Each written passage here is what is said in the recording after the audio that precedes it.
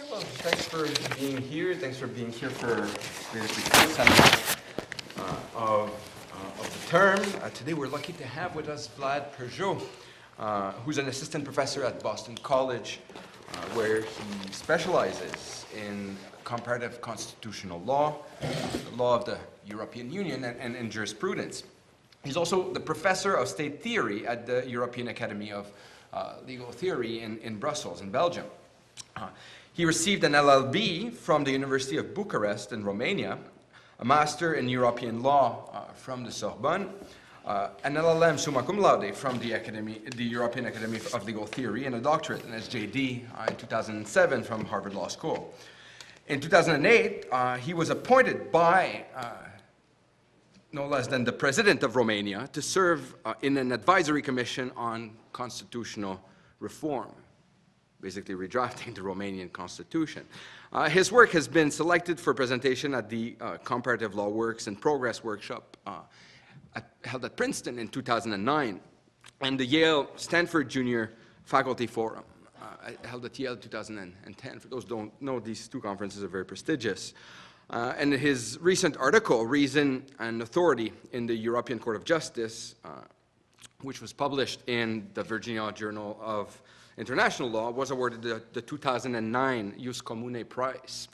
Today he's here with us and to talk to us about cosmopolitanism and constitutional self-government. Once again, we're very happy to have you with us, Vlad, today. The floor is yours. Thank you so much, and thank you so much for the invitation to be here. The paper that has been circulated and is part of a larger project on cosmopolitanism in constitutional law, on which I've been working for some time now. My other work is on European Union law, so every now and then the two kind of shadow into each other. Oh, okay. So I will speak for about 30 minutes. Have just been informed. For as long as you want, if it's below. Okay, I won't go over 30 minutes then. Well, one premise. So let me start with from the sketching out a little bit that broader project.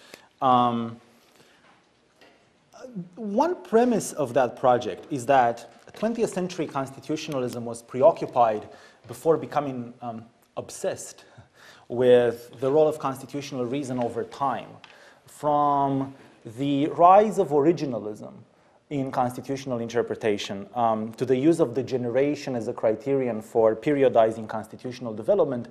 Time had come to play a central role in constitutional doctrine, theory, and discourse.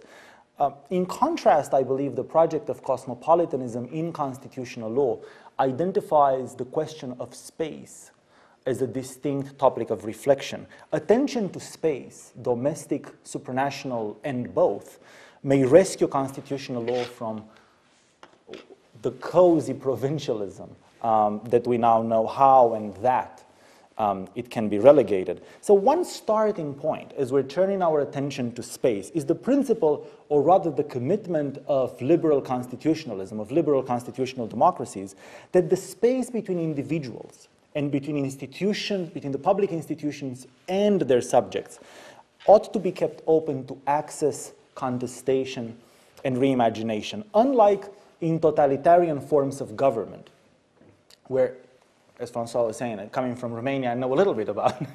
So unlike in totalitarian forms of government, where public institutions do not react, they remain glacial, or worse, they retaliate when they're faced with the demands of their citizens.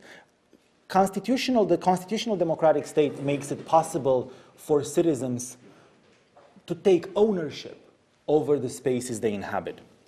Now, through what mechanisms does the constitutional democratic state do that? How does its law, its legal system secure that? How does it deliver on that promise? How can it construct a public space to help citizens overcome what Hannah Arendt called the abysses of remoteness that separate people?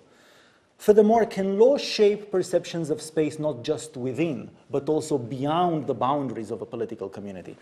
For openness to the experiences in self-government of other political communities, for instance, in the particular form of the use of foreign law in domestic constitutional interpretation, which the paper discusses at some length, have routinely been sent to undermine constitutional legitimacy, to loosen the connection between citizens and their public institution and their control over their political fate.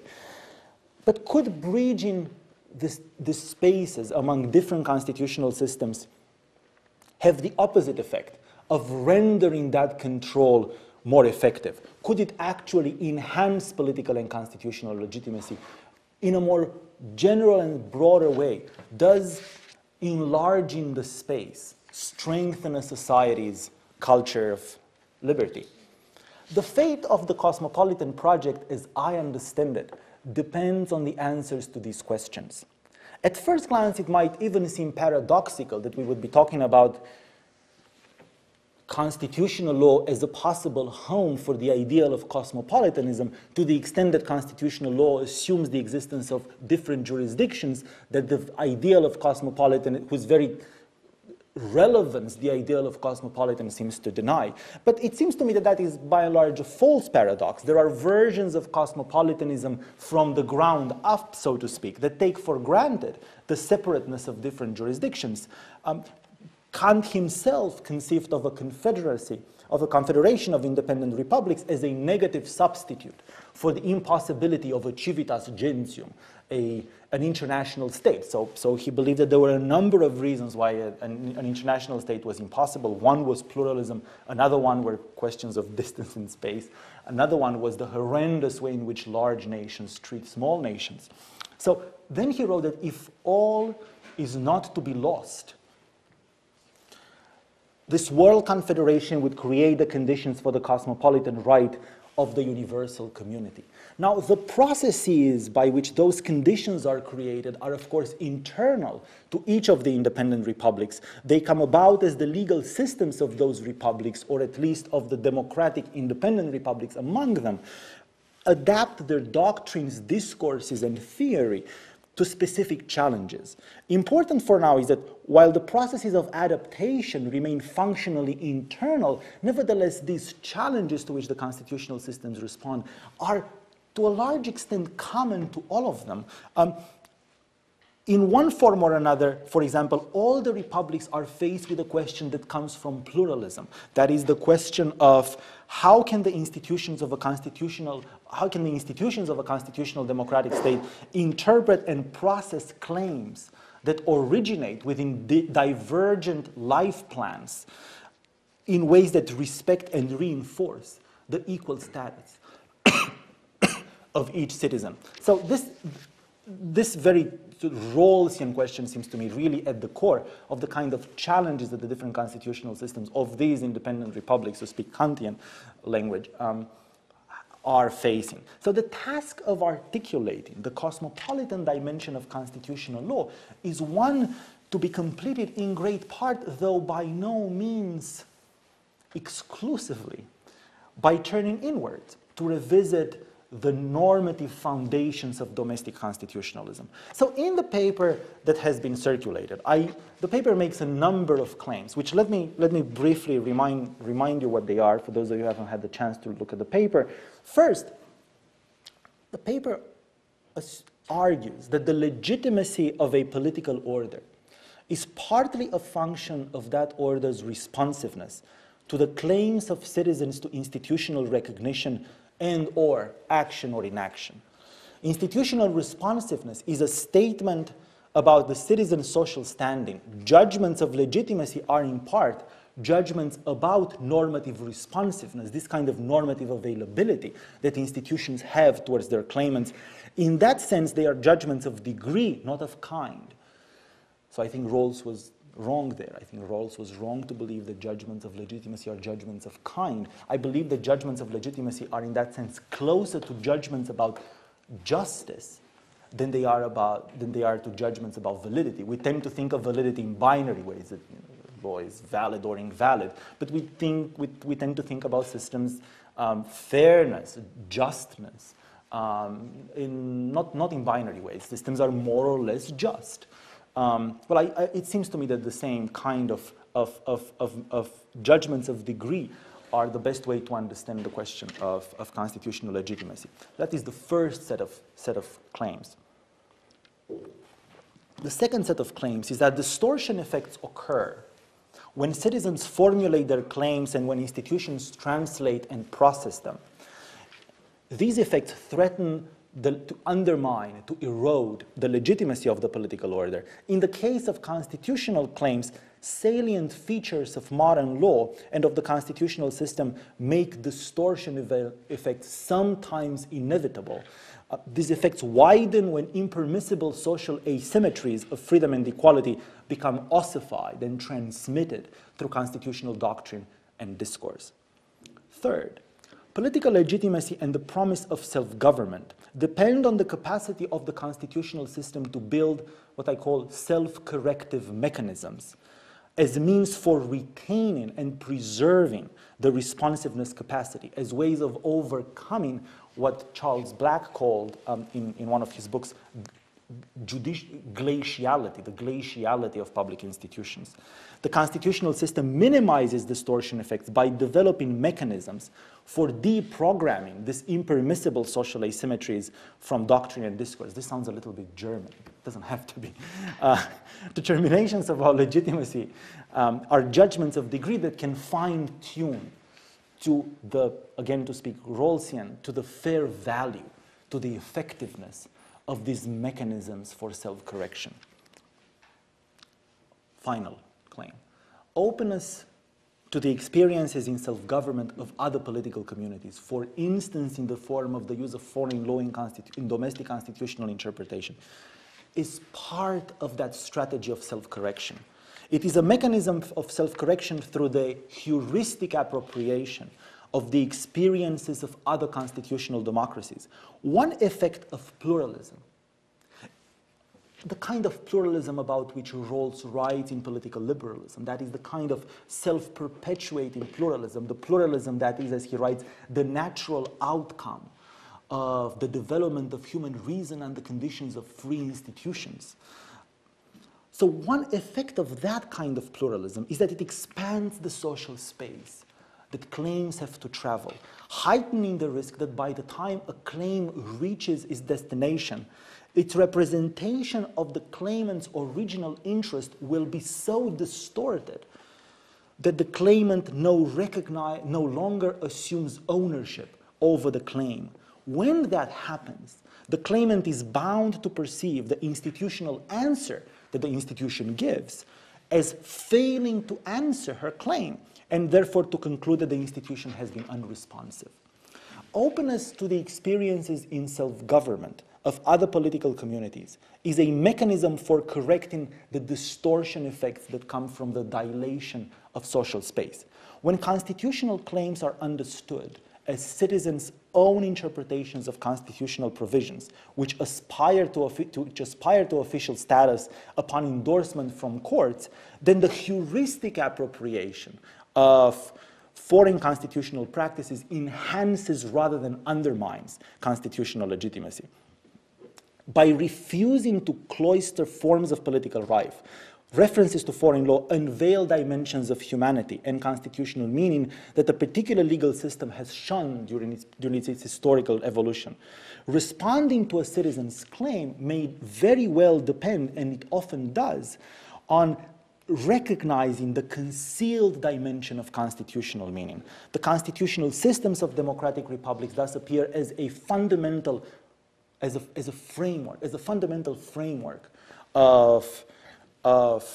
in which different dimensions of constitutional values are revealed and can be explored. We find here what I believe is an answer to the American debate about the legitimacy of the use of foreign law in constitutional interpretation, which is that from this perspective, the authority of foreign law is grounded in the liberal constitutionalist commitment to freedom and equality. Now, I know well that the practice of using foreign law is deeply well entrenched in Canada, and that there is no equivalent of the American debate in the Canadian legal system. Nevertheless, I believe there is something to be said about trying to understand the normative underpinnings of practices which have nevertheless been in place for a long time. So the claim that I make in the second part of the paper is that it is grounded in a constitutional democratic system, in a system committed to the ideals of freedom and equality. that very commitment provides the needed authority for the use of foreign law in domestic constitutional interpretation. Now, there is much, as you know, of roles in the paper that has been circulated, and I do not have time, unfortunately or fortunately, here to dwell on the roles and dimensions of this. I chose roles both for reasons of, I should say, convenience, but it's really more than convenience, because of his very well calibrated, I find it, understanding of pluralism, and also for the centrality of constitutionalism and constitutional law and constitutional essentials in the larger theory of of democratic legitimacy. He provides a very helpful vocabulary, but I do not believe that the kind of conclusions that I draw in the paper and in the larger project, for that matter, necessarily depend on this Rawlsian path. I think that they can be reached coming from other directions as well. So in the time that I have left, which is about 15, 20 minutes or so, I will structure the rest of my remarks as follows. I will say a little bit more about the idea of constitutional responsiveness, not as much as I would like, but a little bit more. I then move on to the question of the use of foreign law and how that relates, what kind of method of the construction, for the construction of constitutional space that is.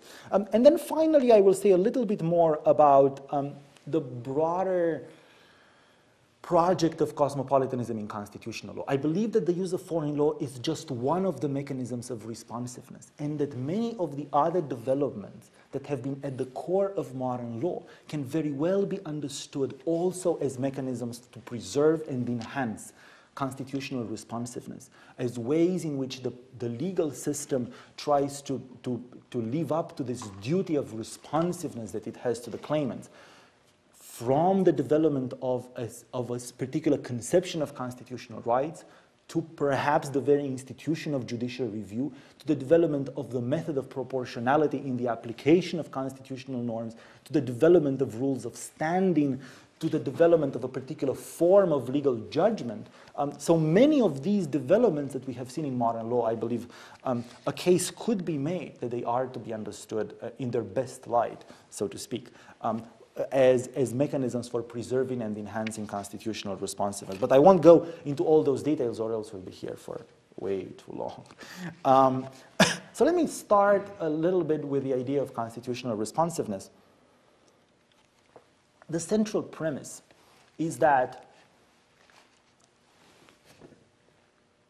the central assumption behind the idea of responsiveness is the necessity for public institutions to be normatively available to their citizens.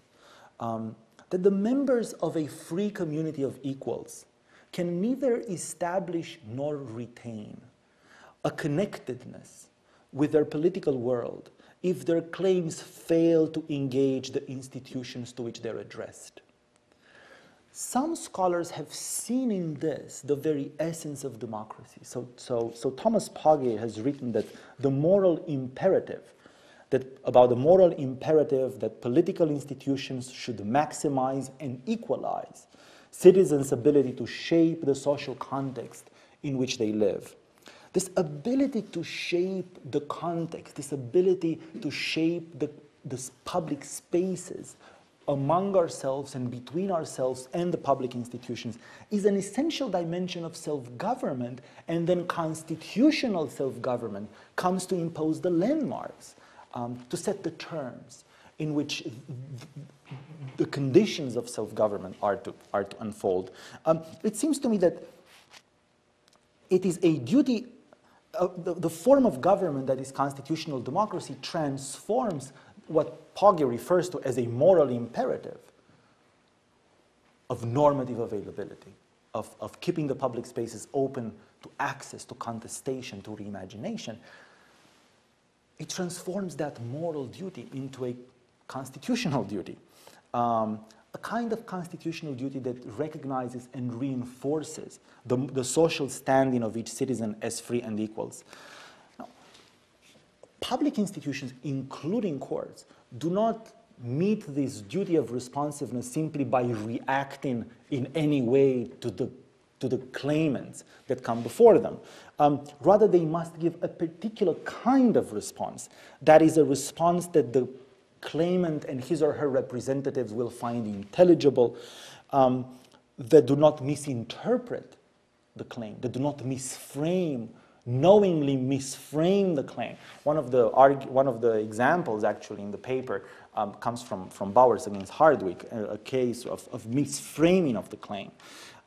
Again, answers that show appropriate respect for the social standing of the claimants, and generally demonstrate thoughtful consideration of the meaning of the claim and the impact of the Constitution's response on the life of the claimant and of the political community at large. Now, this isn't the time to attempt a taxonomy of unresponsiveness, but that unresponsiveness can come in a variety of ways. It can come as inaction, wrongful action, refusal to recognize, misrecognition. The important point here is that we need the conceptual tools to understand exactly the nature of the constitutional claim so that we can have a better idea of what answers should be expected from the institutions of a constitutional democracy. So constitutional claims, I have suggested, drawing here on Sandy Levinson's work, represent citizens' own interpretations of constitutional provisions that aspire to official status upon endorsement from courts as the institutions invested with the authority to interpret the meaning of the constitutional text. So here in the paper, I draw on Charles Taylor's work on the social imaginary to construct an idea of the constitutional imaginary in which constitutional claims originate. So Charles Taylor wrote that the social imaginary is a largely unstructured and inarticulate understanding of our whole situation, an implicit map of the social space. He refers to it, he writes, he distinguishes social imaginary from social theory, and I think we should distinguish constitutional imaginary from constitutional theory, and writes that for most of human history and for most of social life, we function through the grasp we have of the common repertory without benefit of theoretical overview. Humans operated with a social imaginary well before they got in the business of theorizing about themselves. I think this is a helpful way of understanding the idea of constitutional imaginary because very rarely claimants or the citizens of constitutional democracies or non-citizens who live in constitutional democracies theorize about the role of constitutional law. Nevertheless, they have intuitions, they have claims, they have interests whose recognition they demand. So a constitutional imaginary is an implicit map of the constitutional space as it appears from an individual citizen's perspective. Now, these constitutional imaginaries cannot overlap with constitutional law. Even if and when, and this is a very important question which I'm not addressing here, I rely on Rawls for that matter. Let the old men answer the difficult questions. To what extent these constitutional imaginaries are rooted in comprehensive conceptions of the good. But assuming that even when they're not, we should not expect them to overlap with constitutional law for obvious reasons. Citizens are not interested in the kind of do not have the systemic concerns that courts have. They're not interested in administrability. We should not expect in these constitutional imaginaries to find the doctrine of stare decisis, for instance, occupy a central place, which it certainly does in constitutional law. Nevertheless, even if they do not fully overlap, they're synchronized. There are ways in which constitutional law and the constitutional imaginaries are synchronized. And the capacity to access courts is in this sense an essential guarantee against citizens' political and social alienation. That is a guarantee that the conditions of collective self-government are not beyond the reach of the members of that free community of equals. As Joel Feinberg wrote, and I think there's something very important and deep to this, what is called human dignity, he wrote, may simply be the recognizable capacity to assert claims. Now, there is a tangent that one can develop here. to try to connect this to roles, actually, and to try to Hart, to H.L.A. Hart. We were talking about this at lunch. To try to connect this with H.L.A. Hart's work and the idea of the internal point of view, not just of the officials, but also of the citizens, and how this is related to the synchronization between the legal system and the legal imaginaries. But for our purposes now, suffice it to say that the duty of responsiveness, to which I have just referred, is a mechanism of synchronization between the subject's constitutional imaginaries and constitutional law. Now, there is a lot in the paper here that again builds on roles, very important argument that political power is ultimately the power of the public, he writes. That is the power of the free and equal citizens as a collective body. That is what it means to collectively govern yourself. And there is a lot in the paper on how this is grounded, the duty of responsiveness is grounded, of public institutions, is grounded on a duty of civility of individuals. I do not have time to get into those details right now. I will just say that as the constitutional claim travels from the constitutional imaginary to the courts and back, it gets translated and processed along the way. And as that happens, there are a number of distortion effects that occur. Some distortion effects are inevitable. These are the distortion effects that come from having to translate interests into formal legal categories. Weber discussed this in a very, in the definitive way, really, when he writes that the expectations of the parties will often be disappointed by the results of a strictly professional legal logic. Some other distortion effects are not inevitable, and they are the outcome of bias, of prejudice, of stereotype, of ignorance on the part of public officials. I could go on and on with examples, but we each have our favorite examples at this point. And then there are other mechanisms that might or might not be distortive depending on how they are used. My one point, and this is the last point I want to make about the idea of constitutional responsiveness, is that the very existence of distortion effects should not be a ground for eroding the legitimacy of a constitutional system. What matters primarily in judgments about legitimacy is the existence and the effectiveness of mechanisms for deprogramming these distortion effects. So determinations about constitutional legitimacy should fine-tune to the existence and the efficiency, the fair value of these distortion effects. I now go to the next part of the argument and of the paper, where I want to suggest that the use of foreign law in constitutional interpretation is one such distorting effect. I believe that, again, the idea of constitutional responsiveness is sufficiently broad that it can be taken in other directions. At this point, the next part of a paper could be on proportionality, could be on doctrines of standing, could be on the argument about the form of judgment, could be on judicial review, or could be on the very idea of constitutional rights.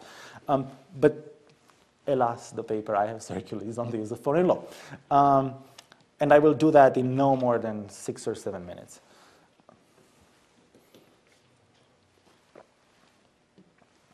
By Canadian standards, Americans have been involved in a very provincial debate over the past 10 years or so. And that is the legitimacy of the use of foreign law. It is a debate that has been unfolding at all levels in the academy, in Congress, pretty much everywhere you look, in law schools, pretty much everywhere you look. Critics have argued that the practice lacks legitimacy, and I believe that to some extent they're right. To some extent, even in legal systems where this practice has been deeply entrenched, such as this one, or in other parts of the world, from India to Brazil and from Canada to Israel and Germany and pretty much wherever you look. There is more to be said that hasn't yet been said about the political philosophy, about the normative presuppositions and meaning of this particular practice. How does the use of foreign law and generally the refusal to cloister forms of political life dovetail with a liberal constitutionalist commitment to freedom and equality? Can openness to foreign law keep the spaces in a constitutional democracy open for access, for contestation, for reimagination? What are the jurisprudential steps by which the self-government of a free community of equals leads the constitutional mind outside the boundaries of a certain political community? So these are the kind of questions that I believe whether or not we exist in, we function, we work in legal systems that have the particular practice, they are very interesting and important questions to ask.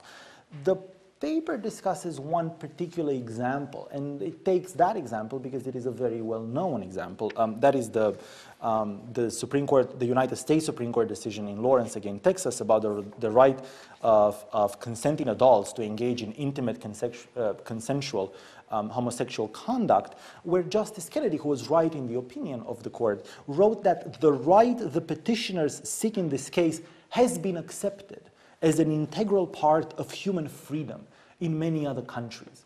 And the paper at this point goes into a rather elaborate discussion of how exactly that is. And it basically makes the argument that by looking at the development of European law, Justice Kennedy was identifying the dignity aspects of the value of privacy, whose interpretation was at stake in Lawrence against Texas, and adding that dignity layer to the autonomy understanding of constitutional constitutional privacy in the American constitutional system. There was also a lot in Lawrence v. Texas, which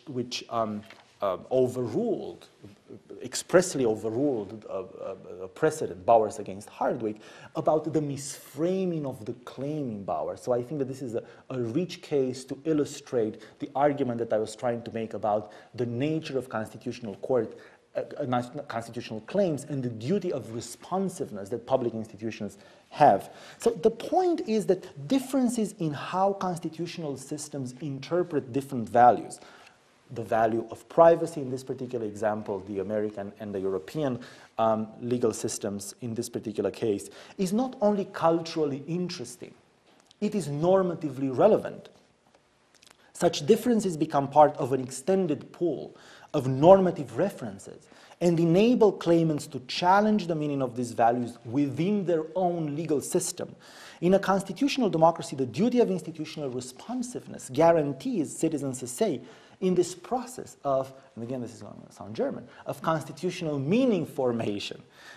That meaning is open for contestation in the form of interpretative challenges rooted in the constitutional imaginaries of the different claimants. It is inadequate as a matter of normative theory to conclude with the observation that constitutional values have taken a different shape in different jurisdictions. This should be the starting point, not the conclusion of constitutional argument. So underlying this approach, since I only have about 4 minutes left, underlying this approach is a conception of domestic constitutional systems as a set of fundamental frameworks in which different dimensions of constitutional claims and values, equality, dignity, privacy, are revealed and can be explored. Constitutional systems, like the human species itself, are best understood when approached as a single subject, in which diversity and difference are acknowledged, but analyzed as part of the substantive unity of all constitutional systems.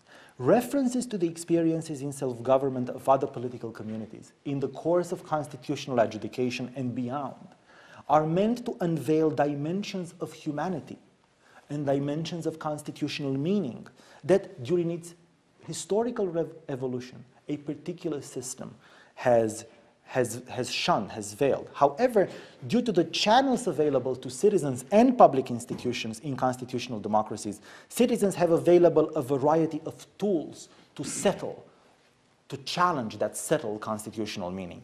References to foreign law are one such tool that can be invoked to obtain recognition for dimensions of values which claimants deem to be essential for the constitutional protection of their fundamental interest.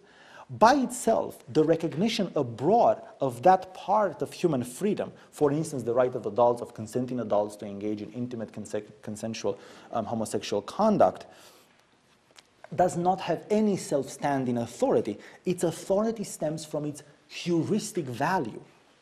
Its heuristic use of reducing new meaning in the claim presented by a member of a political community such as Lawrence to the courts of the political system. Now, there would be much more to say. I will skip the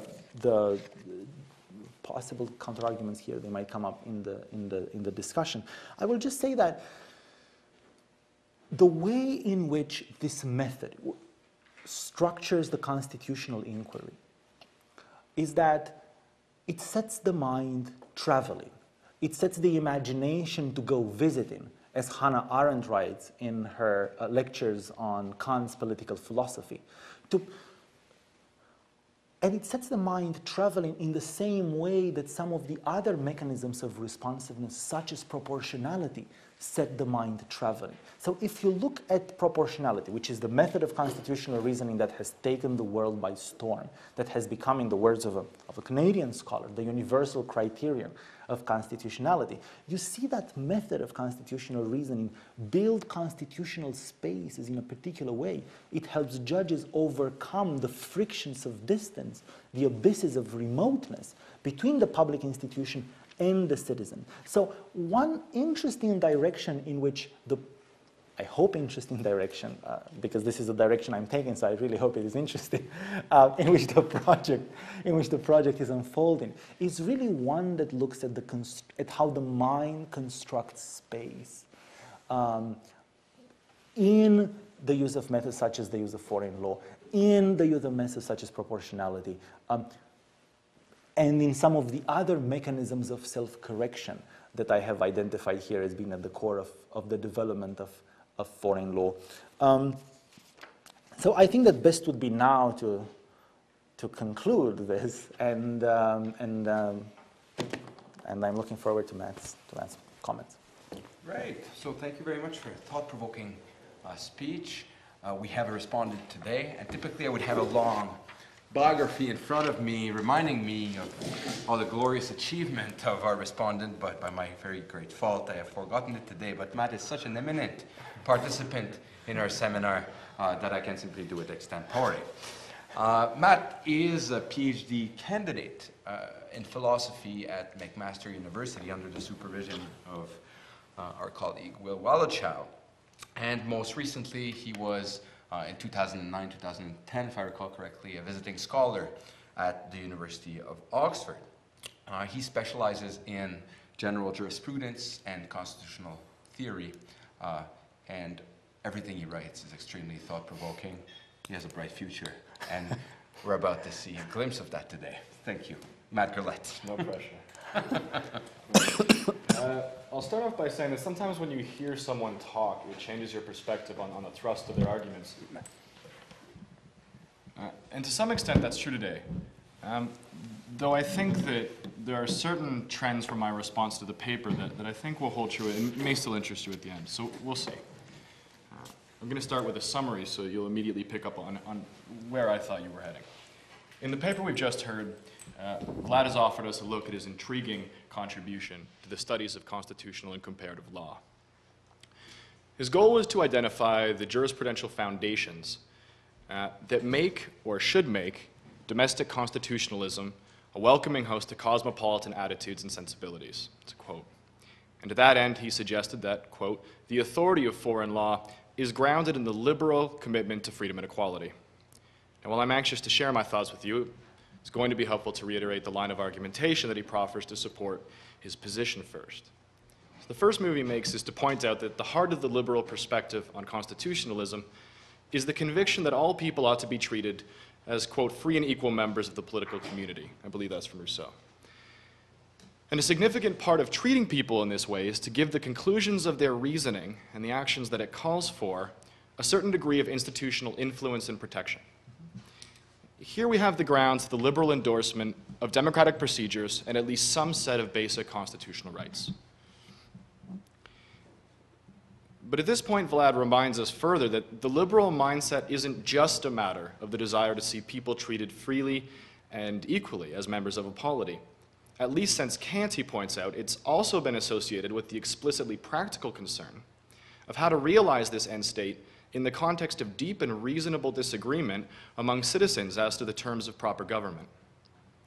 With this point front and center, it's clear that the liberal constitutionalist must go beyond calling for the adoption of basic democratic decision-making procedures and the juridical acknowledgement of individual rights.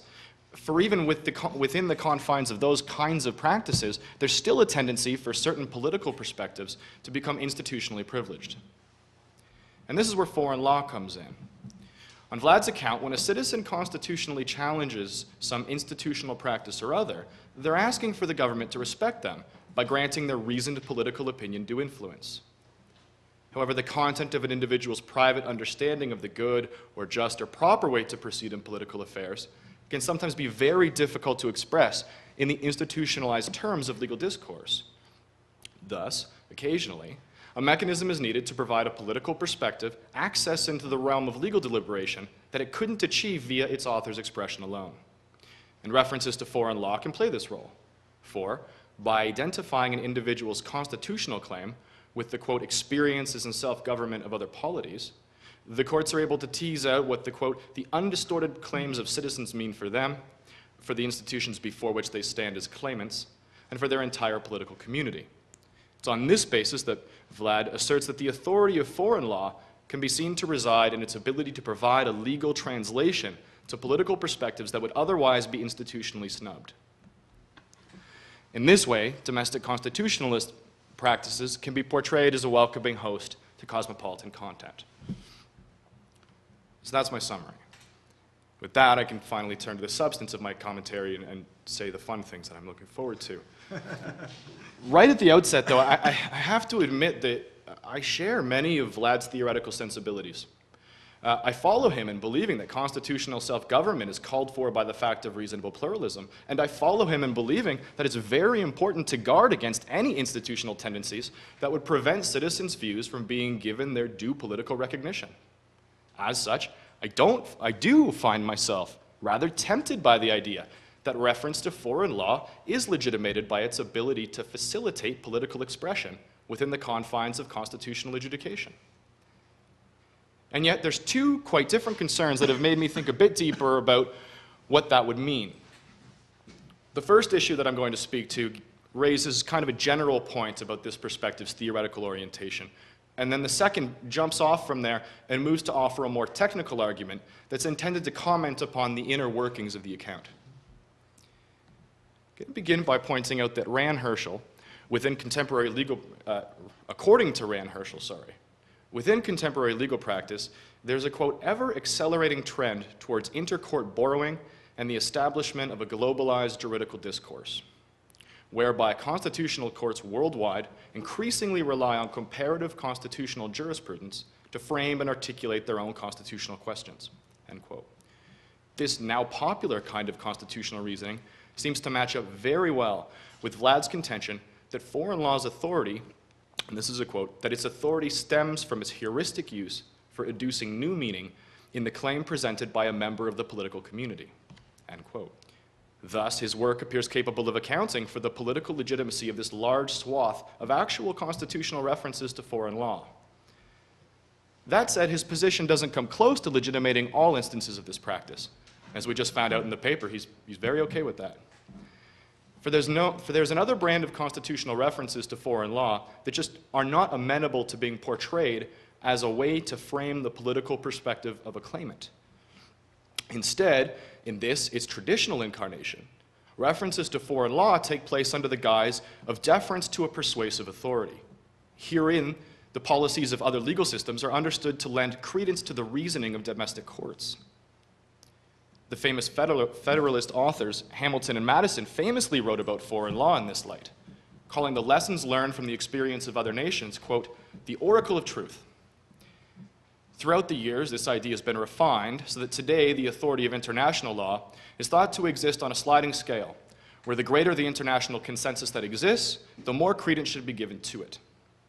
This is the sort of paradigm that Justice Kennedy was participating in when, in a different case, in Simmons v. Roper, he concluded his remarks with an offhand assertion that, quote, "The opinion of the world community, while not controlling our outcome, does provide respected and significant confirmation of our own conclusions." Again, the reason for pointing out this alternative form of reference to foreign law is just to highlight the fact that a large component of this kind of practice cannot be deemed politically authoritative on Vlad's understanding. So that if it wasn't already clear from the bare structure of his arguments, then the above considerations demonstrate that Vlad is not interested in providing us with a purely descriptive explanatory account of the constitutional invocation of foreign law. Rather, his understanding of the normative foundations of this phenomenon represent a moral approach. And the larger part of his position's ultimate theoretical acceptability, therefore, rests upon its capacity to coherently argue towards its conclusions regarding the proper terms of political behavior. With this more general consideration in hand, I'm now going to wade in on the second and more challenging argument. In order to get this discussion off the ground, it's necessary to recount in even a bit more detail the way in which Vlad understands how constitutional references to foreign law are legitimated. He begins his argument by noting that there are a variety of ways that a citizen's rights claims, understood as the expression of their political beliefs, might be distorted merely by being expressed within the context of constitutional adjudication.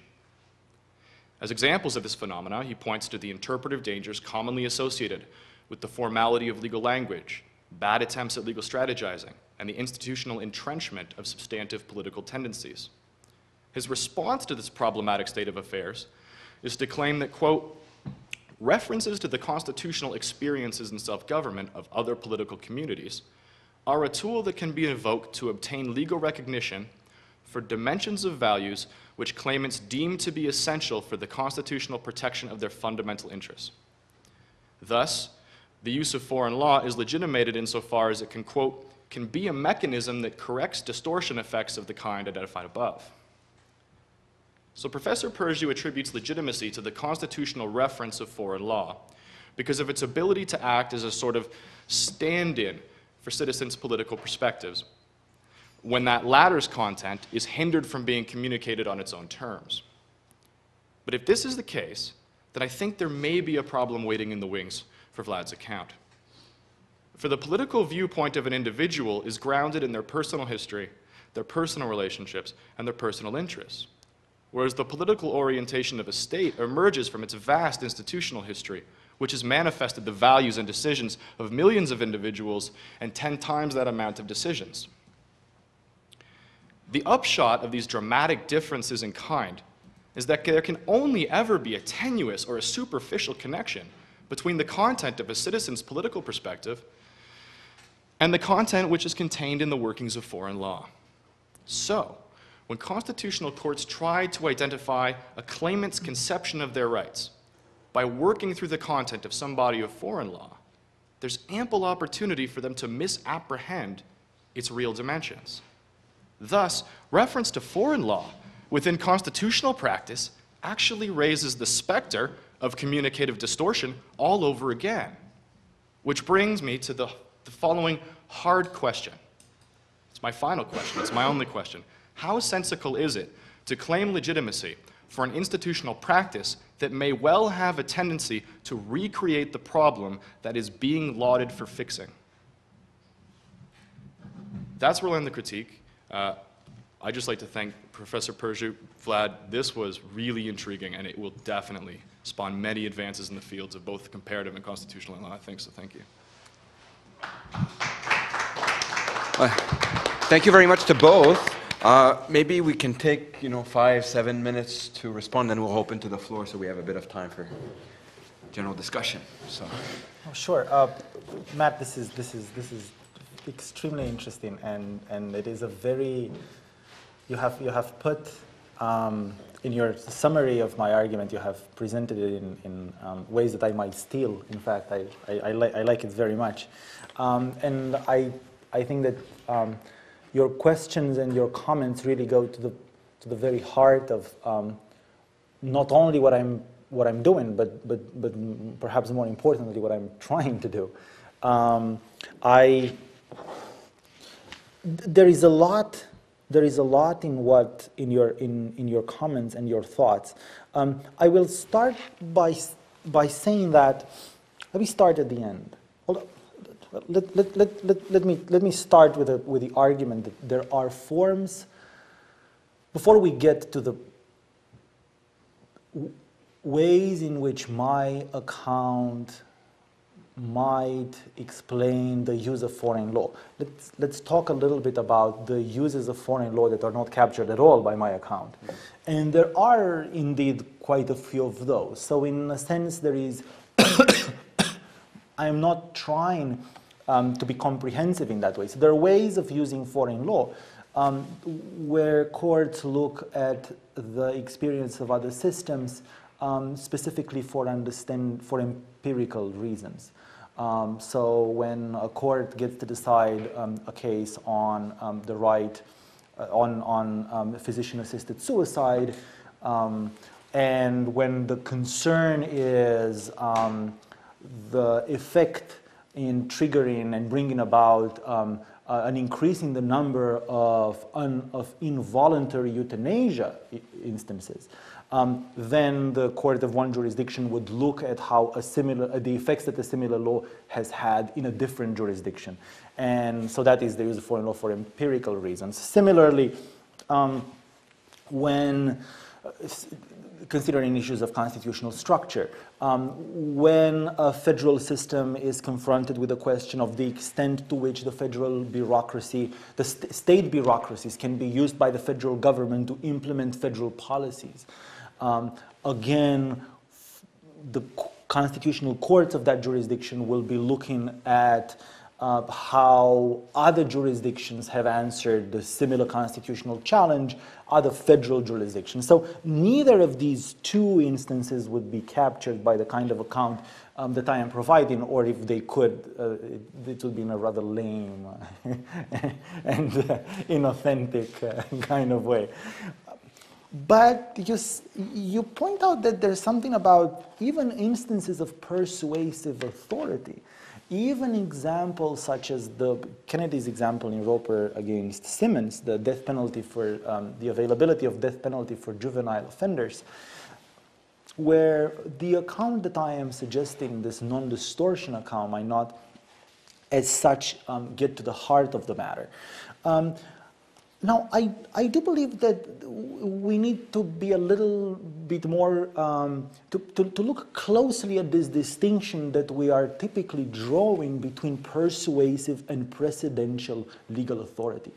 It is a distinction that has become really embedded in this kind of discourse, whereby one says, and one says very often, that the use of foreign law, even by the defenders of the practice of the use of foreign law, that the authority of foreign law is merely persuasive or instructive, but it isn't binding or precedential.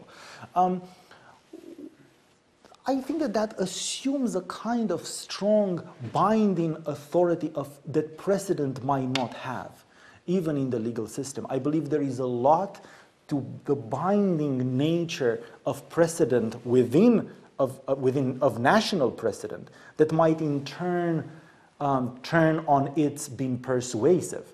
So oftentimes what happens the reason why students go to law school is that they spend a number of years learning how to distinguish precedent rather than to just apply precedent. That would take about a week. And then there would be nobody to pay fees and pay us, and we wouldn't exist.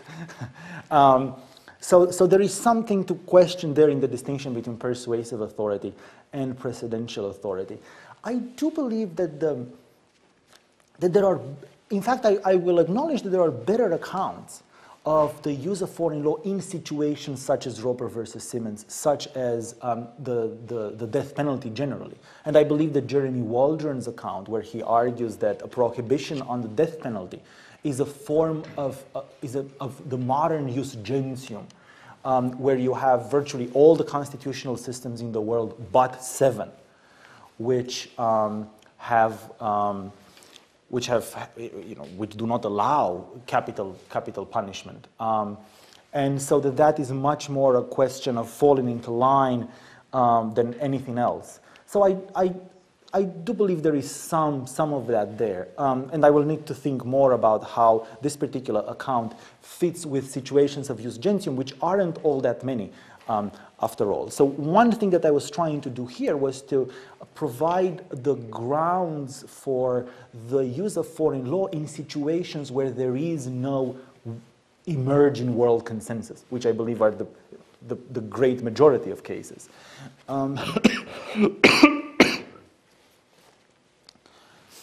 Now, the second part of Matt's comments really go to the a very nice point, and in fact, a challenge to to one of the points that I brought up even in my talk about the comprehensive or political nature of that constitutional imaginary. If the claims that are rooted in the constitutional imaginary are claims rooted in a comprehensive conception of the good, as Rawls calls it, then first of all, there should be nothing deeply problematic in the fact that there are distortion effects originating, that comes from when they're translated from comprehensive to political. Indeed, the very point of having a version of political discourse and public reason is to distort the comprehensive claims, is to filter out stuff that cannot be translated, that does not meet the burdens of translation, and those are good. At the same time, there is the question of misapprehension that Matt points out, namely that all along you're hoping that you're going to reduce the distortion effects, that you're going to enhance responsiveness, but then guess what? It turns out you might, in fact, just end up with even worse distortion effects. And indeed, I mean, nobody has yet done this kind of a project, but I believe that you're right, and I believe that if one was to actually look at how foreign law is used around the world, how accurately is it used?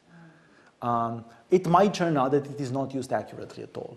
Now, there is one wrinkle here, which is, does it matter that it is not used accurately? Does it matter that it is used?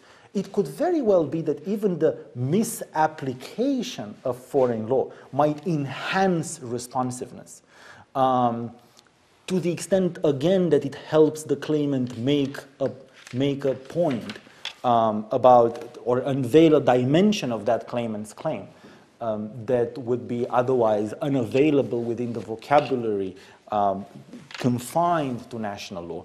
But I don't want to go in that direction because I believe that there are some dangers of going in that direction. I do believe there is something important in the heuristic nature of how other courts, which operate under similar confines and similar confines of practical reason, have answered similar constitutional questions. There is a difference in using the answers of foreign courts to similar questions and using the answers that you get from the barbershop or from conversation with friends or from reading a novel. There is a difference in that heuristic value.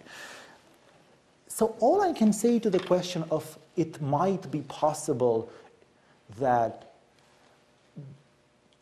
the use of foreign law would enhance the distortion effects is that, yes, it is indeed possible. This is a method. This is a method, like with a knife. You can stab somebody or you can cut bread. It is a method, and as a method, it can be misapplied. It might be an empirical question whether this method is more prone to misapplication than other methods. My intuition doesn't take me in that direction.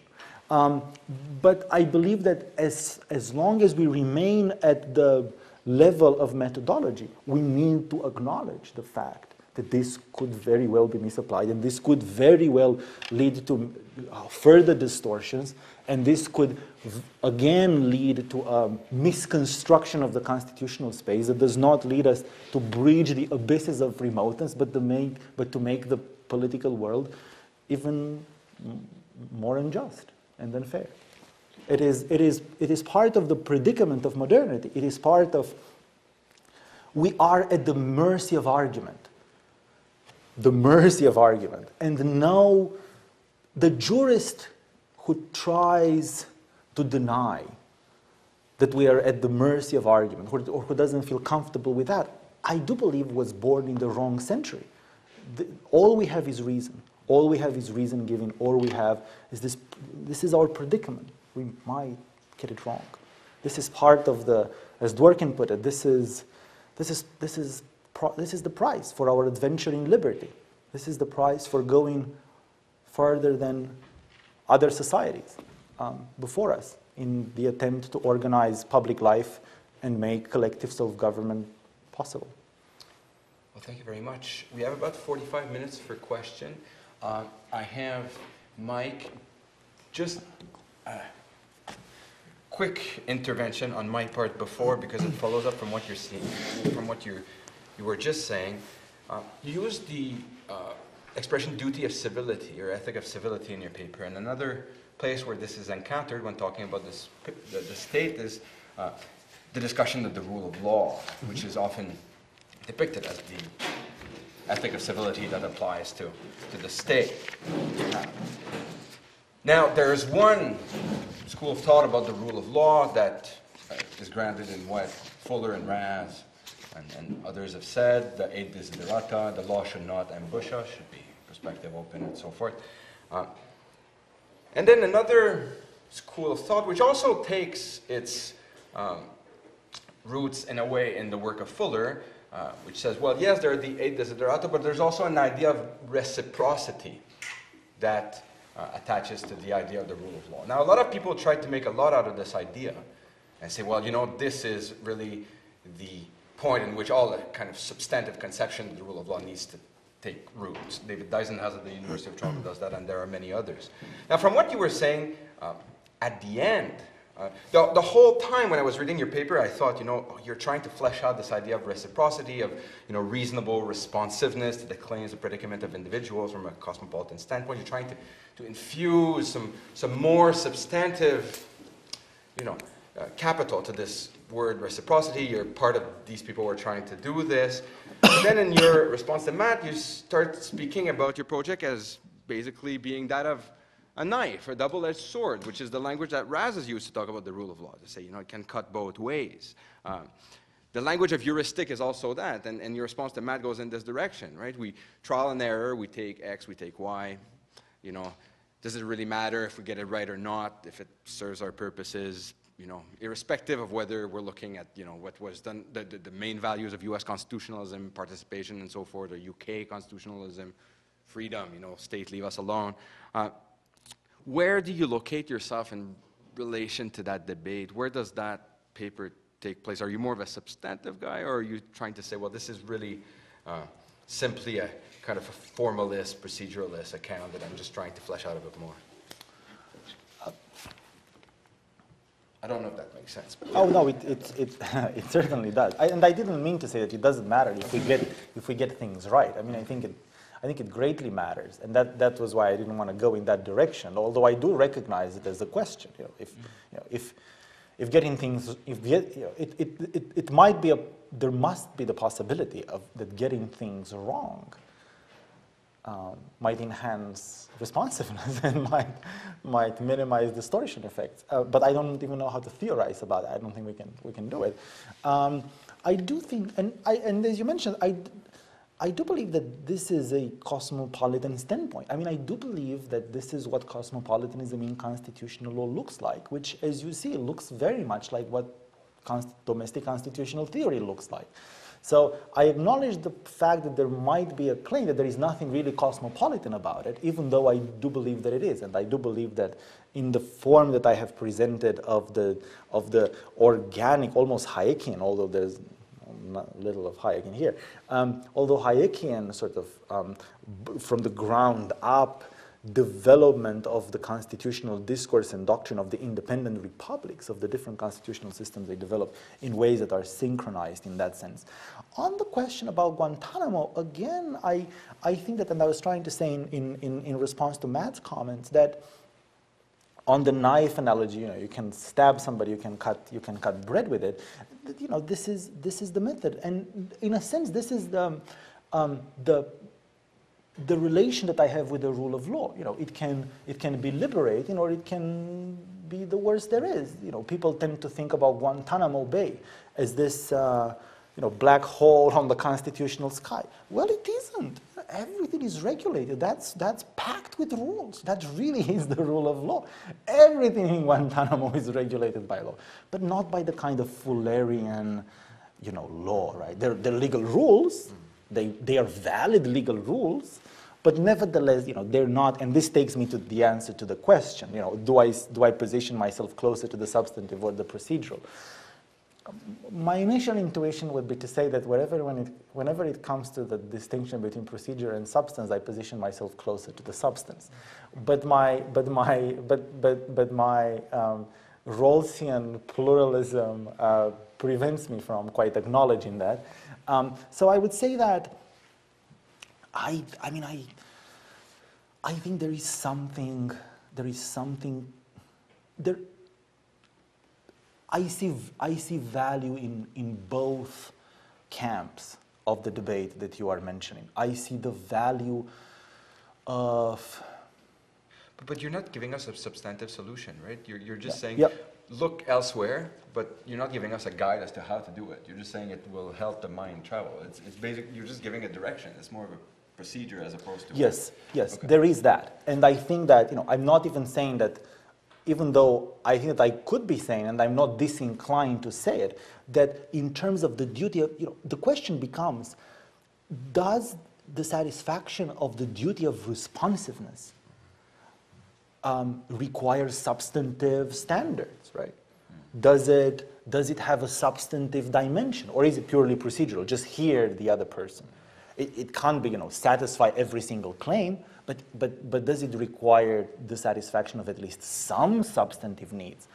I believe that it does, but I believe that, but that is another point, I think, or it might not be. You might be right, and it might be the same point. But I'm trying to be more procedural, as you rightly point out in the case that I'm making here, and to bring along and to try to convince even the people who would not find compelling my substantive view of the matter. I do believe that. But I do believe that this is a theory of political legitimacy. And as far as legitimacy is concerned, Rawls, I think, got this one right. We can talk about it without a substantive dimension. Now, then when it comes to the question of justice and to the question of fairness, I do believe that all the substantive considerations have got to get in. Again, I need to think more about this question. It seems to me a really, really important question. Mike. Yes, microphones if possible, yeah. Yeah, you can take that. Just Oh.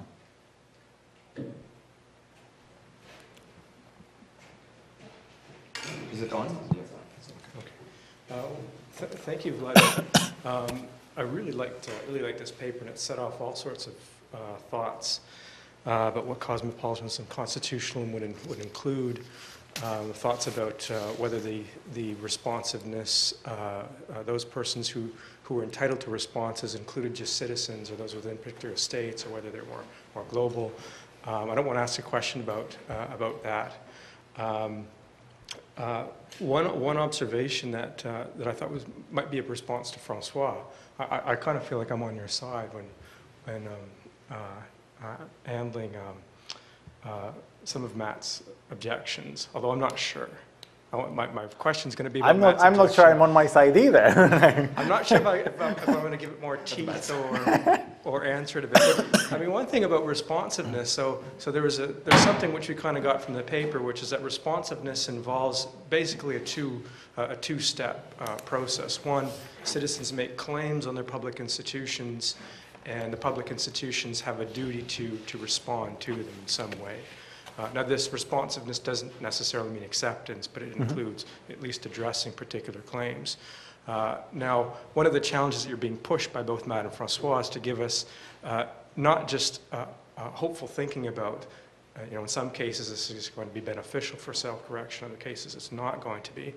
What they're, I think, pushing you on is to come up with a normative account of how we can tell when it's working, when it's not working. Now, if responsiveness is the value, then I think adding at least a third step to that process would matter, right? So public institutions have attempted to respond to citizens, or perhaps not. Perhaps they've misrecognized them, refused to entertain them. Surely we could add a further step in that dialogue and say, well, is there a way we can get views from citizens about whether they've, think that their claims have been responded to properly? And there's also some very interesting work in e-government, e-democracy, on mechanisms by which you can do that. The Scottish Parliament's particularly interesting. I'd love to talk about that. That set off some more ideas. But I thought, so your main problem then is to try and figure out when the use of foreign law is actually going to help self-correction, when it's going to fail. Now this seems to me to set up a huge multidimensional problem. One which it might be helpful to start with some clear cases of when it is going to work and when we can tell it works, and from those cases the other extreme when it doesn't work. Now it seems like a clear case where it does work is where a citizen who is demanding a claim from their public institutions, their Supreme Court for example, says, look, our law doesn't recognize this particular right or this particular interpretation of this particular freedom or liberty of expression, for example. But look, in this other state over here, they understand it in this particular way. So please, court, could you actually address that foreign decision and tell me, right? Tell me how that would bear, or at least address it. Now, a completely unresponsive court will say, no, this is a U.S. court of law, for example, for in the U.S. That's not U.S. law. I'm not even going to address it. That's unresponsiveness, if anything is. Responsiveness to some degree would have the court thinking, well, okay, I thought about that. Maybe I'll have a clerk or a law student. They're very handy. They can go and look at the particular case. There's responsiveness. Unresponsiveness, so we're trying to pick out the other extreme, might be something like, well, a citizen does not request that the court look to some foreign jurisdiction or foreign law, but the court does so anyway, maybe paternalistically. Maybe you ought to, citizen. You're making a claim, you're demanding a certain understanding of law. You have no idea, you're completely ignorant of this other's jurisdiction, which if you knew, they'd actually support your case. And you could imagine courts being a bit more paternalistic and going and drawing this foreign law. And then the citizen might be responding, well, that's not at all what I wanted to know about. My claims have these particular features. And so that would be a case where the court is trying to use foreign law, but we might say, despite the citizen's request. And that's a particularly negative form of responsiveness. I mean, these are just thoughts about how you might start to make those normative distinctions between when self-correction is working and when it's not. I don't know if that the response to it. Yeah, no, absolutely. This is very, very helpful, and I agree that this is one way of trying to map the different forms of responsiveness and the way that the duty of responsiveness works in different situations. I agree that it isn't only in cases where citizens or the claimants invoke it that courts must use it. I believe that they're under an obligation to actually look into those sources when the claimant herself or himself invokes it to articulate the claim. But even in situations where the claimant does not do that, there would be strong reasons why courts would be under a duty to do it themselves. If we also need to be somewhat realistic, if that is at all possible. I do think that I can also completely agree with you. There is another dimension of this, which is that responsiveness, as you say, is not static. So this is a game of reason giving, and as you say, responsiveness is a two-way street. So on the one hand, there is the institution that has this duty of responsiveness towards the claim. At the same time, the expectations of the claimant himself are not static. If Rawls has taught us anything, he has taught us that there is in this duty of civility, there is the duty of this reflective equilibrium. So here are your interests that you have articulated based on your constitutional imaginary. Now here comes the answer, the substantive answer to the court, say denying you and giving you reasons why your interest cannot be within that particular community at that point in time or whatever, cannot be satisfied. Now, it can't be that just as the institution is under a duty to respond and reflect on the claim, you claimant are under a duty to reflect on the answers that the court is giving you. And there you get in this process of reflective equilibrium. Well, this was what my comprehensive view of the world was. This is how I've translated it into a constitutional imaginary. This is what the court is saying. So this is really, that is also part of the synchronization. So that nothing is static here. Everything is moving all the time. So there is that dimension to it. There is also the dimension of how to tell. If responsiveness becomes the code, then any particular court decision, however wrong or outlandish it might be, would be responsive to someone in a pluralistic society. So it is very important that we always remember that the duty of responsiveness is one that has a specific addressee. The claimant is the specific addressee of that duty of responsiveness, or else we're going to get really sidetracked on this point.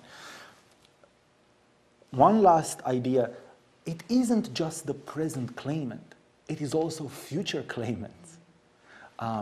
So abiding by stare decisis, abiding by settled precedent is a form of responsiveness. Again, this gets back to the idea of the method.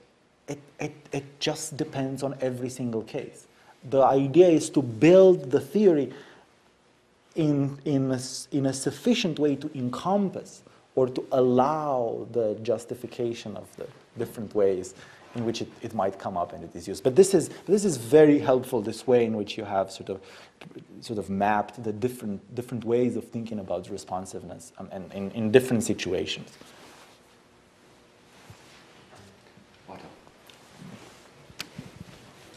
I just wanted to quickly ask you about the differences between persuasive versus sort of a binding argument in favor of foreign law.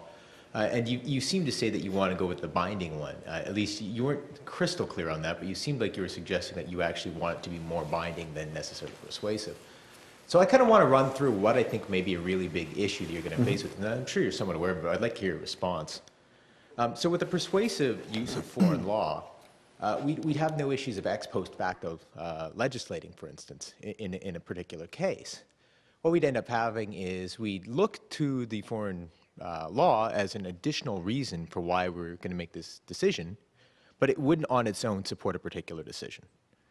So what ends up happening, though, when we make it binding force, this foreign law has some kind of binding force within our system, independent of just simply being persuasive, is it seems to lead to some kind of ex post facto issues, right? We're going to have the case is determined on grounds that the claimants wouldn't have seen coming in the beginning.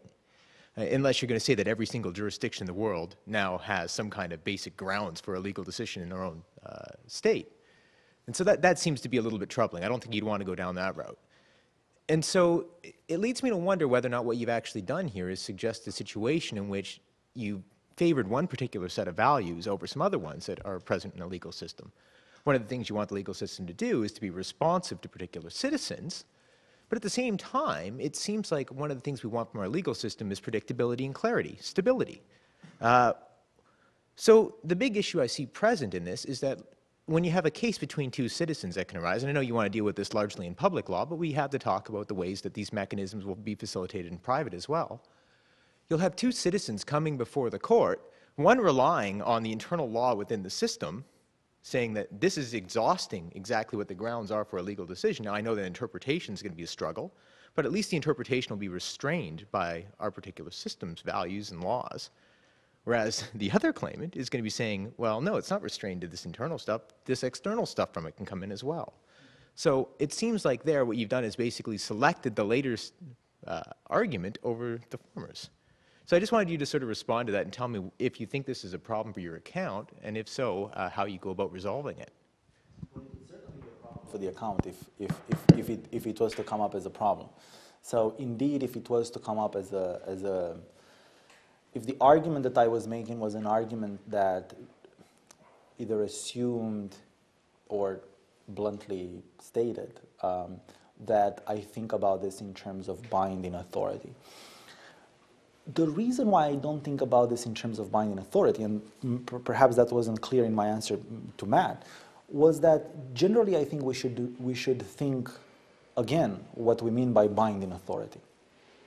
And by that I mean, and I don't mean to upset the hard positivist here, by content-independent authority.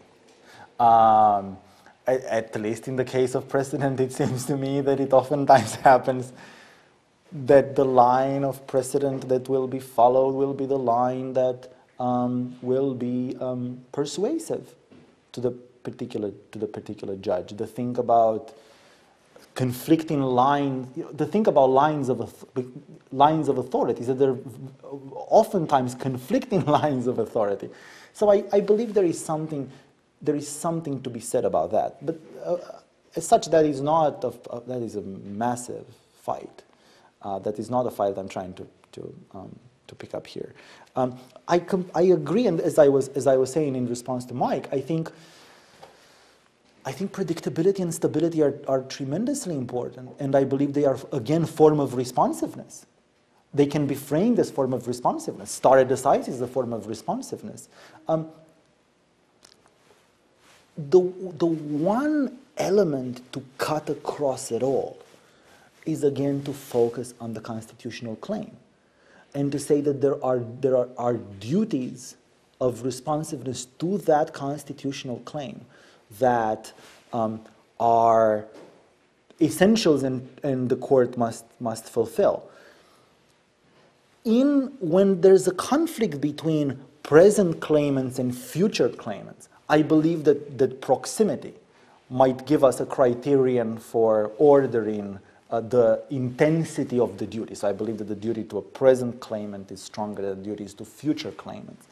But then you raise you don't raise that relatively easy point. You raise the point of, well, what happens when you have a conflict between two present claimants? There, I think that, again, this comes down to the fact that we are talking about reason giving, and that we are talking about institutional responses that would be institutional reactions that would be perceived as responsive by reasonable claimants. We do go back to the idea of reasonableness in a sense, and again, this is where Rawls is helpful. Even though it was the idea of reasonableness that has got Rawls into some trouble with his fellow philosophers. I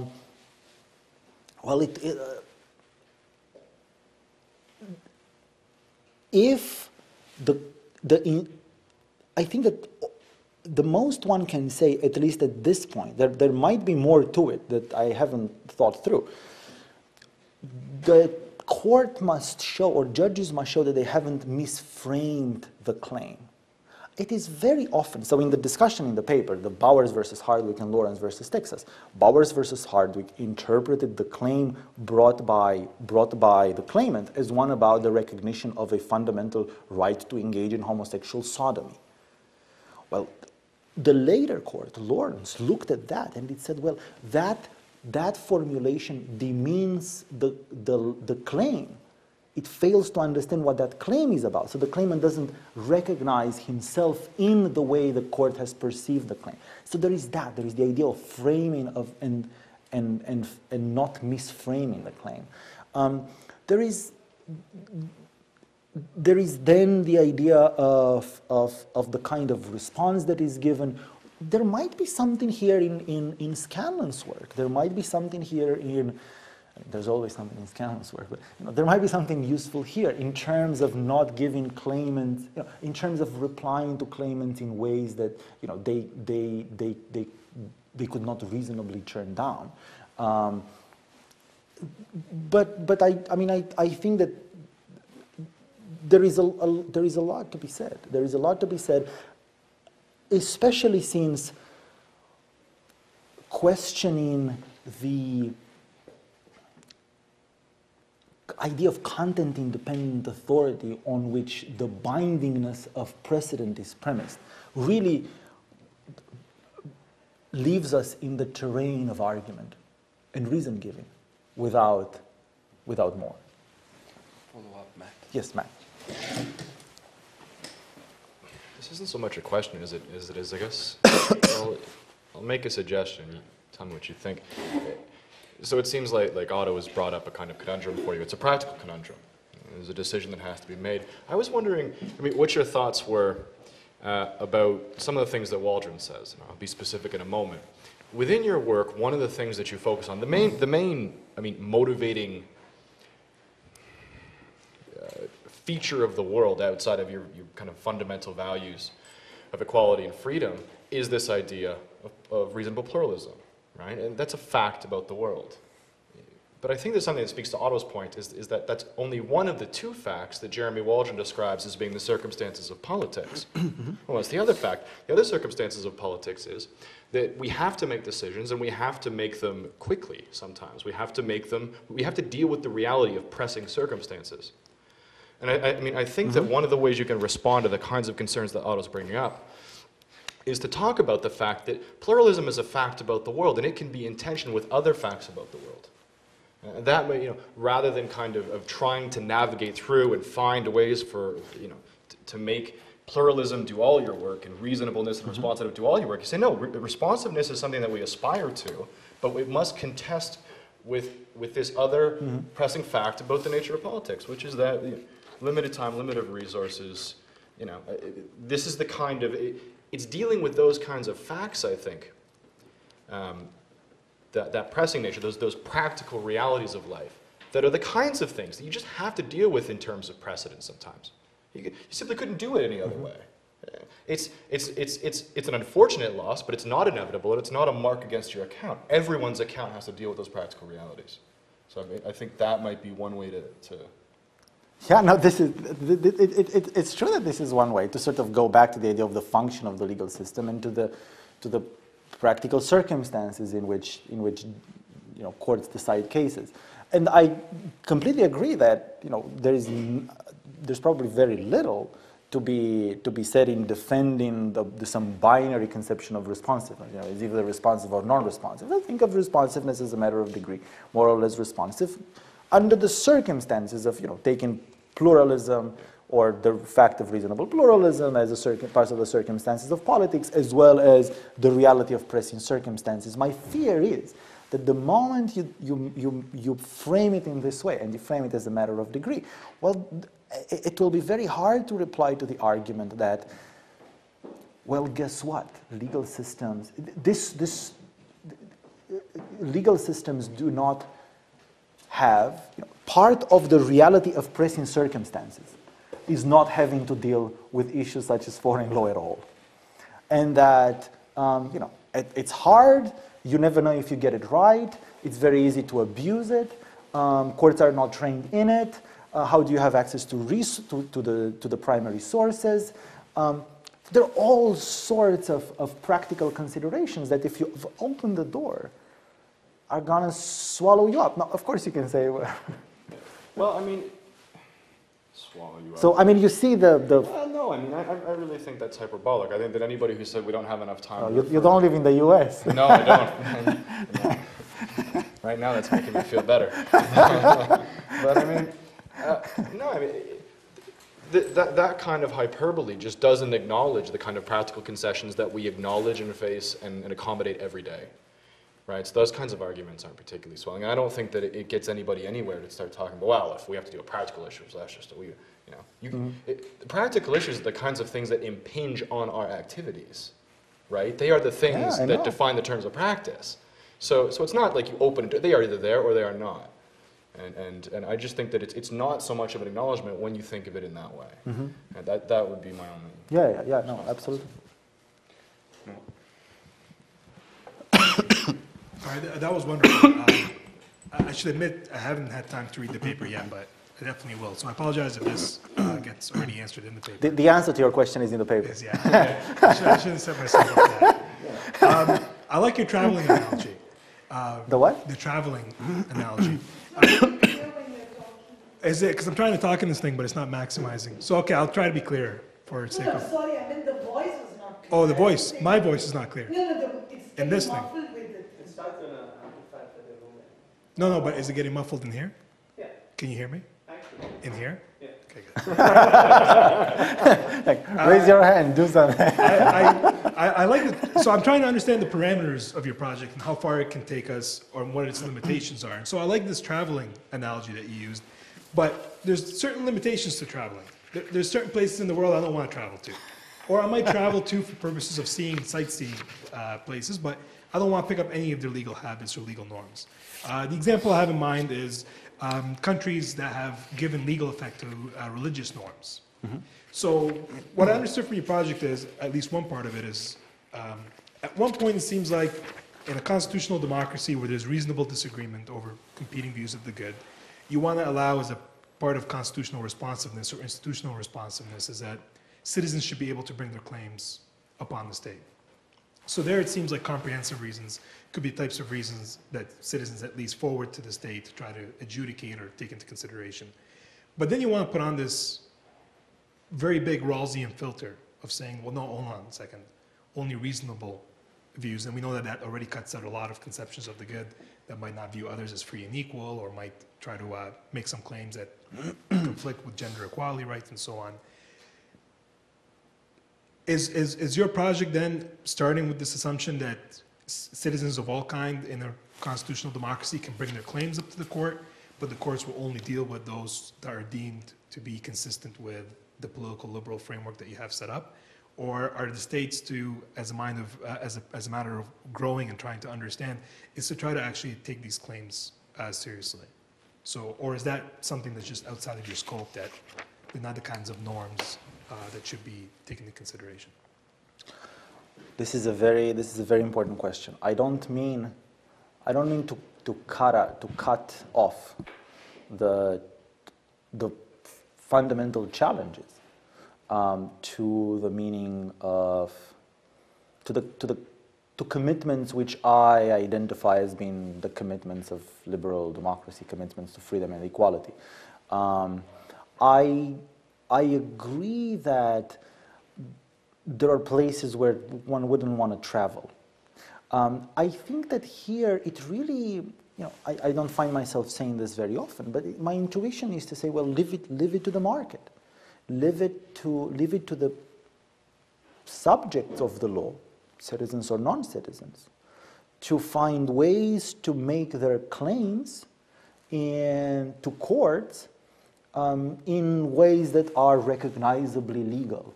I do think there is something to be said, and there is an interesting in Charles Fried's work, his early work, where he says that there are some claims that cannot be framed in the language of the law.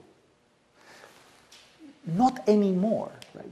We have a history. There's the genealogy of this thing we're doing. There was a time when the argument for slavery could easily be framed. Indeed, it was successful. Well, no more. So that history helps us somewhat understand the development of this practice. Indeed, the kind of arguments I'm making would be impossible without. They're very contingent upon some of the developments that we have witnessed in modern law and in contemporary societies. I assume there are such things as public institutions. That's a massive assumption. So on and so forth. I also agree that, and this goes to the first part of your comment on traveling, that space is largely constructed, and perceptions of space are largely constructed, and that it is very likely, indeed very often the case, that the mind gets to travel more within a particular jurisdiction than outside. There is this cosmopolitanism within that is tremendously important, and it is the kind of cosmopolitanism that our domestic constitutional courts are very much used to, and has shaped the way they function, the way they work. The way in which perceptions of space come in here, they come in as, and I'm still answering your question about sort of non-liberal or challenges to the liberal framework. Perceptions of space come here in the construction of space and the idea of setting the mind traveling, of setting the imagination to go visiting, as Arendt puts it, by reference to the argument about judicial impartiality. So impartiality reflects the decision maker's distance from the claimant's private interest. The judge speaks from the perspective of the citizenry and its laws. And this was the part of the presentation that I had to skip. I didn't have more time left. Not every judgment that is sheltered from political pressure or independent from private interest is impartial. Impartiality requires a free mind. It requires a mind that, as Kant here puts it, is not locked in its prejudice, in its bias, in its stereotype, in its ignorance. Now, these elements are ways of limiting knowledge, of limiting the understanding of the world. And as always in situations of limitation, the way you deal with it is that you set the mind to go free, to go travel. This is not related to a critique of positivism. I believe that there is nothing in positivism, there is nothing even in the idea of source-based authority that should have a problem with what I'm saying here, with the idea that only the enlightened mind can judge impartially, and that this is the mind that that uses the imagination to travel. Right? We cannot reach others in reality, so we must do it in thought. In fact, I believe that the method of proportionality does this in a particularly interesting way, and this explains why it has become the most successful constitutional method in the second half of the 20th century. Proportionality builds the Constitution, sends the decision maker to visit, to look at the world from the standpoint of the claimants, and then brings them back to this impartial standpoint from which to judge, but to judge after they understand. And to understand, they need to visit. So I think that there is nothing in the idea of source-based authority that would limit this. I'm not saying that the judge the mind should run around freely and cite conversations with friends as sources of authority because, no, here's the good idea. And I am under a duty to be transparent about where I'm getting the ideas from. I'm not saying any of that. There are limits, institutional limits to the judicial function. But whatever those limits might be, within those limits, we still require impartiality, and impartiality still requires a free mind, and the free mind still requires to sort of both distance oneself and travel to understand another. This is really an argument ultimately about the expansion of the internal standpoint.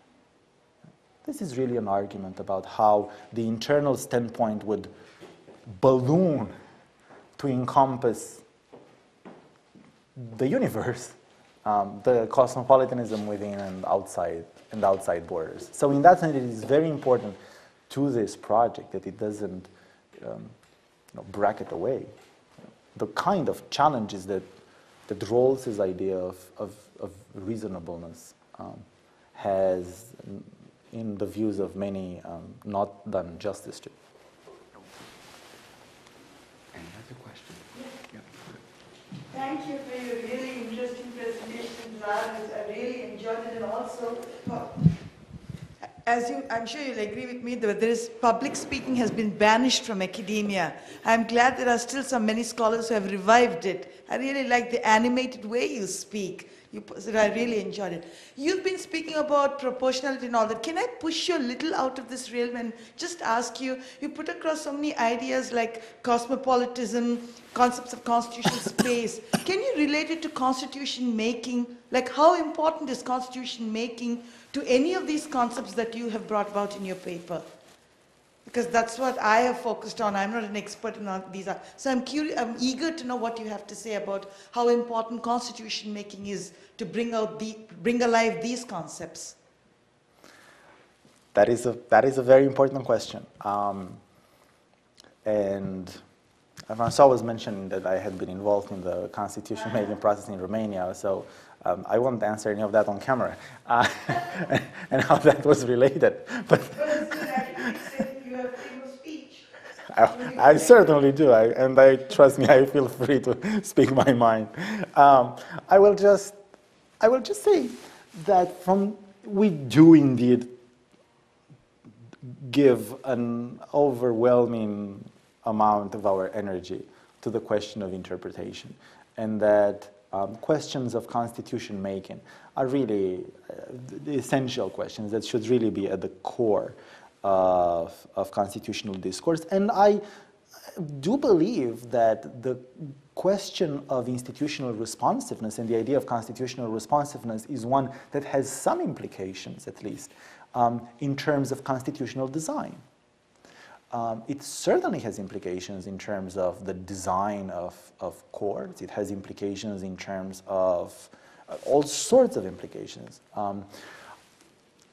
As such, the question of the use of foreign law has not been much debated or much contested in the area of constitution making. As Matt was mentioning, the American founding fathers were, you put it in a very nice way, had deep knowledge, were deeply knowledgeable of the history of political government. Not even some of the most vocal opponents of the use of foreign law, such as Justice Scalia, have any problem with looking at foreign law in the process of constitution drafting, in the process of constitution making. It is just in the process of interpreting the Constitution that they have a problem with. So in that sense, there it seems to me that this cosmopolitan mindset, Marty Koskaniemi calls it a mindset, and I think that really captures it very well. This cosmopolitan mindset is less controversial in a way. One element that might connect, and I actually discuss it in the paper, believe it or not, that might connect the constitution making and constitutional interpretation is that it is only to us that the questions seem separate. If you look in the history of political thought, and you don't need to look at Rawls, though if you look at Rawls you'll find it, but you go as far as Hobbes. The question of interpretation and who gets to interpret the laws was an essential question. So Hobbes has an answer, not just to the Leviathan setting the terms of the structure of the political order, but at who gets to interpret them. Rawls talks about this in terms of a normative continuity, if you will, between constitution making and constitutional interpretation. So I do believe the two processes at the normative level, if we are to think about them normatively, there is a deep relation between them. Now I do think that this is all that not that all that one can say, all that I can say, at this broad general level, how this applies or how is this relevant to constitution making rather than constitutional interpretation. But I think that we can get specific. I think that we can tailor our answers for specific questions.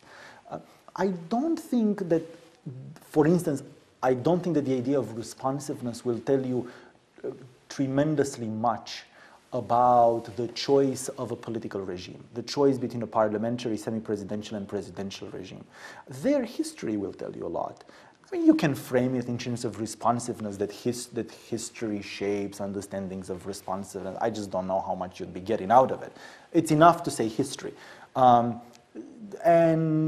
a very good understanding of where power is located in a society will tell you a lot in making that choice. But I don't think that responsiveness as such is particularly it's possible to make it in that sense. I just don't see how it would be tremendously helpful as to reject some forms of political organization and promote others. Okay, well, we have now run out of time, so I ask you to join me in thanking Professor Perju, Matt, Grellette, for a very good seminar indeed. Thank you very much.